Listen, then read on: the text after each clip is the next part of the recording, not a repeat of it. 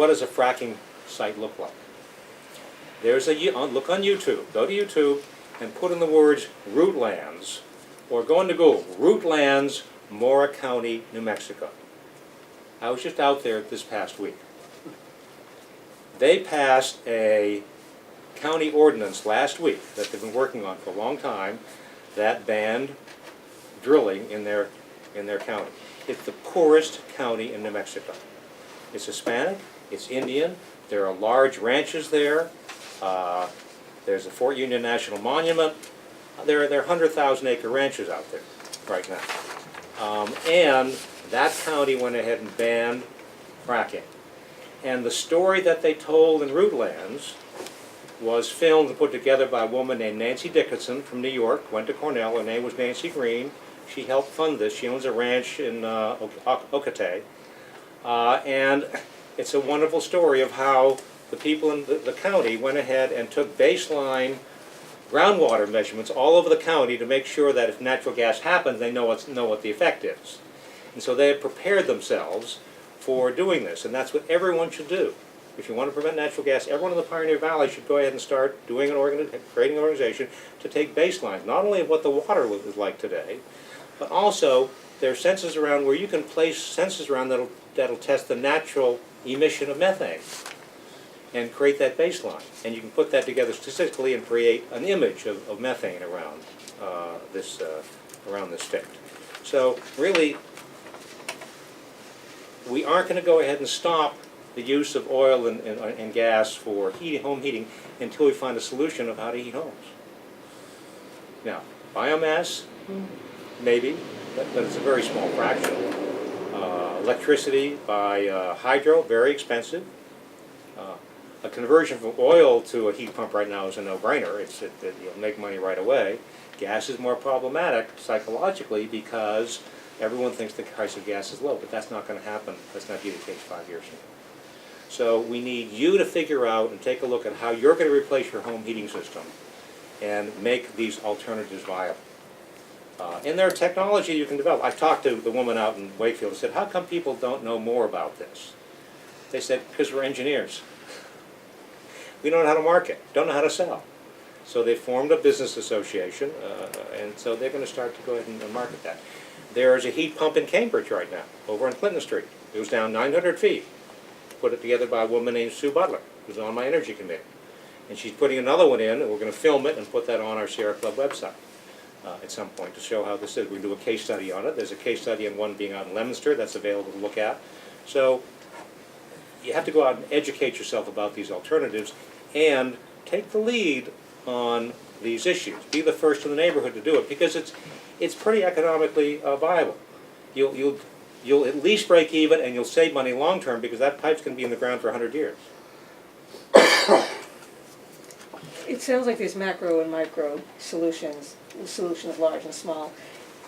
A, is there a place where there are all of them listed, the things that you do in the advocacy world and the things that you do in your own home? Right. And B, is there a unanimity of opinion among the different environmental organizations about what the solutions should be? I don't think that the green NGOs are focused on that type of solution enough today. I think they focus on activism, they focus on health issues, but until a lot of people are motivated by being green, there's no question about that. They'll buy Priuses, they'll go ahead and buy a Tesla if they have the money to do it, but you have to, for most people, provide an economic reason for doing it. So every article I put out on the East Sierra in Massachusetts starts with the economic argument. So, by the way, this is what happens.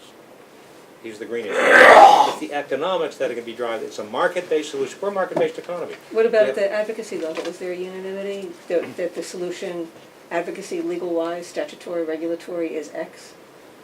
I can't speak for other organizations. I know that we are working with many, many organizations and coalitions across the country for the policy solutions I was articulating on trying to stop fracking wherever we can and more stringently regulate it where we can't stop it entirely.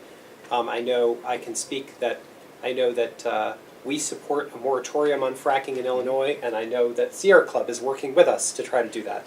I know that we're trying to stop fracking in Maryland. I know that Sierra Club and Penn Environment, our affiliate, and dozens of other organizations just worked on a 100,000 person petition on a moratorium on fracking in Pennsylvania, which is the heart of this nightmare here in the Northeast.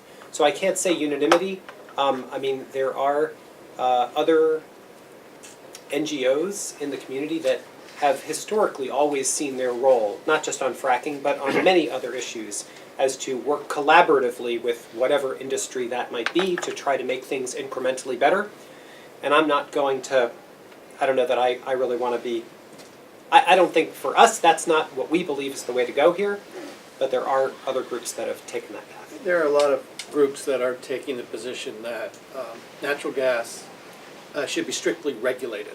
They're not quite in the, let's ban it, let's have a moratorium, but there's quite a widespread uniting around the idea that at least they should be strictly regulated, and that's a little different from what you're hearing today. And just to clarify, we're not saying end all use of gas. There was plenty of natural gas being used before the fracking boom that we started seeing in the last 5 or 6 years.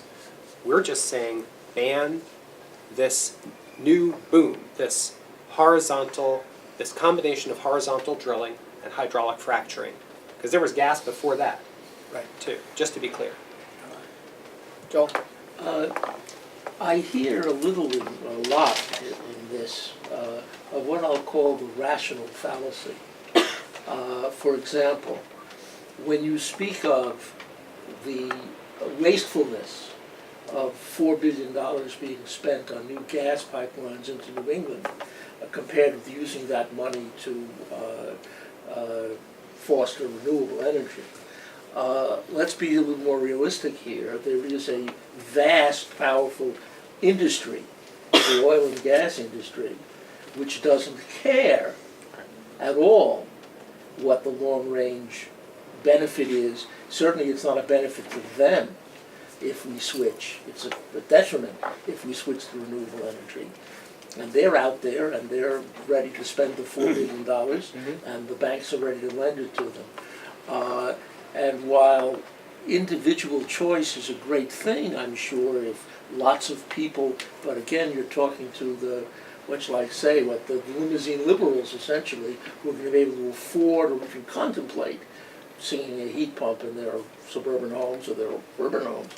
I think without government action in the form of stiff regulation and aggressive tax policy, nothing important is going to happen.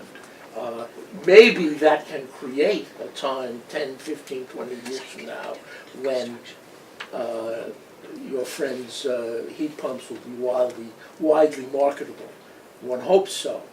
But if we don't realize that it's getting the administration and the Congress off their butts to do something about this, everything else is going to be... Don't get me wrong, my solution is not heat Yes. pumps. My solution is all of the above, and I I'm think sure. Representative Smizik will know that the Sierra Club is one of the most effective lobbying organizations in the country. Sure it is. We'd like to say we're the most effective, but Let me just say on this issue of regulation versus banning, I do not believe that there is a consensus in the environmental community for regulation. I don't think there's any consensus around that at all. I would say that even if ultimately, I would agree, we're not going to stop all oil and gas production in this country. But look at our Congress right now. And even look at our president, who's been terrific on a number of environmental issues. If you think we're headed down the path of comprehensive regulation of fracking right now, I tell you, we're not. Oh, So how are we going to get there? We're going to get there because we're going to run campaigns in every state and in Mora County, in New Mexico, and in every city and every town to ban this fracking where we can and to regulate it as strictly as we can where we can't ban it. And when we squeeze the oil and gas industry and they can't get access to the entirety of New York shale, that's when even the oil and gas industry is going to come to Congress and say, we're willing to listen to some regulation. So even if you agree or even if you think regulation is the long-term solution, we believe the only way to get there is these state-by-state and local bans to keep as much shale gas off limits to the oil and gas industry until they're ready to come to the table and agree to comprehensive regulations. There's an analogous example in Massachusetts. I worked with some people, some environmentalists who wanted to ban a certain kind of biomass burning. They outright banned. When they couldn't get that, they managed to regulate it and raise the bar so much higher that some of the biomass plants have just given up and gone away as a Yeah, result. no question. Sierra Club was very instrumental in Yeah, drafting we these worked with regulations. Sierra a lot. We got those in. They're strictest in the country. And there's a That's right. plant that was planned out in the north, middle part of the state, Leominster somewhere, that Many Okay. settle out there. It's also- What's the I'm sorry. It's also how we come to have the Toxic Use Reduction Act, because of the proposed ban and referendum from Absolutely. MassPERC on 10 specific chemicals. Well, that's where I got my start. I was a student activist with MassPERG. I was the chair of MassPERG's student board of directors in Thank- 1987-88 thank you for when your we hard ran work. that campaign. What's your read of Massachusetts, of the political landscape in terms of what's doable here? Well, I think I would defer to Representative Smizek to first opine on that.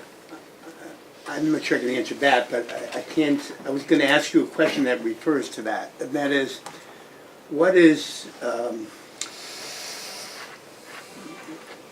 are all the states in New England have a possibility of fracking, or is it only New York and maybe Massachusetts? New York has a considerable chunk of the Marcellus Shale, huge amount of the Marcellus Shale in New York. There's a tiny sliver of shale deposits in Vermont. They went ahead and did a ban. There's the Hartford Shale in western Mass around the Pioneer Valley that extends down into Connecticut.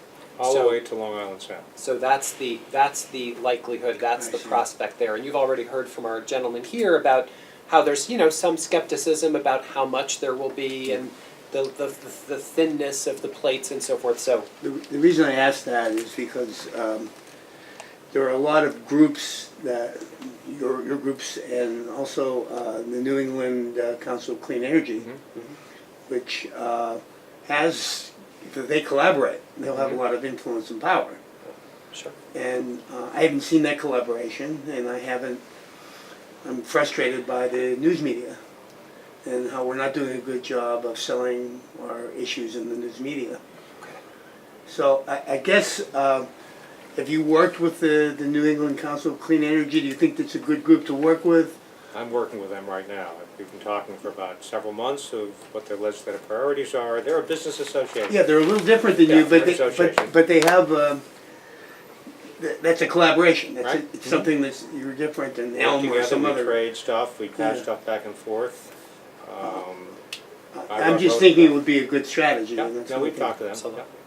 Yeah. I can only say I have a somewhat different role than Ed, which is that I work with all of our folks across the country nationally on issues of clean water and gas drilling. And my counterpart, Rob Sargent, who I think many of you know, works on clean energy, on the positive promotion of the good stuff. So I can't quite speak to the Council of Clean Energy, but it certainly sounds like an important thing to pursue.